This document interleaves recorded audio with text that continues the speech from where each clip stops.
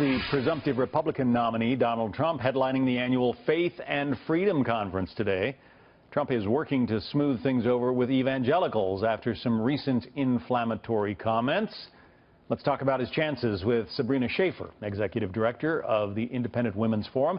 Jessica Tarlov is a Democratic pollster and senior political strategist at Schoen Consulting. Welcome to both of you. Thanks, John. Jessica, 56% of evangelicals identify as Republicans. Yeah. Are they Trump supporters?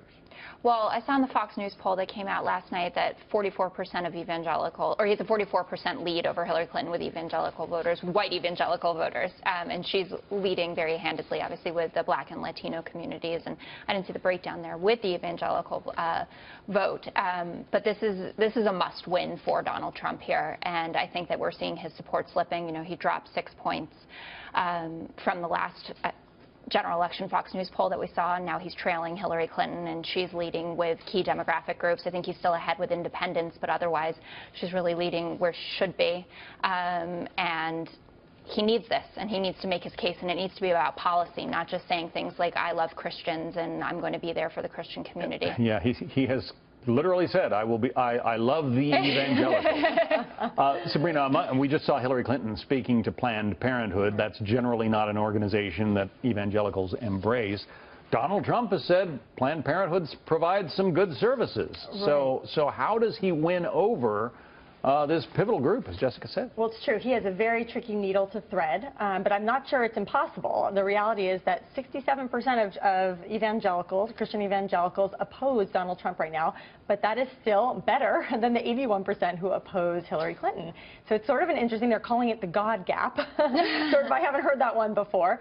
Jessica's right. Nearly 50% of the GOP vote in 2012 was made up of Christian evangelicals. So this is an important voting bloc.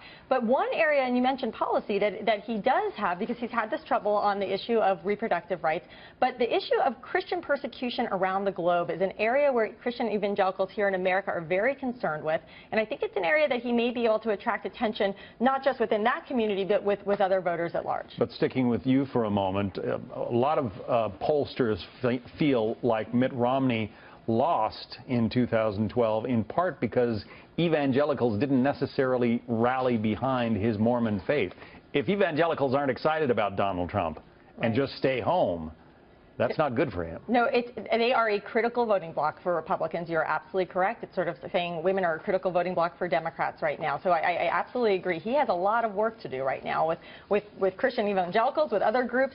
He has to get in there and sort of explain some of his positions, as with many issues, right? He has to lay it out. What is it that he stands for so that he feels like they have something to get behind? But, Jessica, evangelicals aren't necessarily going to jump on the Hillary Clinton bandwagon if they don't find Donald Trump particularly attractive. No, the real risk, I think, and we were talking about this before the show started, is that people stay home this year because there are real concerns on both sides about the honesty and trustworthiness and the authenticity of these candidates. So you're really fighting that, I think, more than anything else at this point. Is that what you get when two candidates bring such high negative numbers to the election? Well, I hope not. I hope you get that a lot of people go out for Hillary Clinton and they don't go out for Donald Trump. But yes, I think that it's really the main risk here, that people become totally disenchanted, you know, that Bernie Sanders supporters stay at home. I don't think they're going to break for Trump.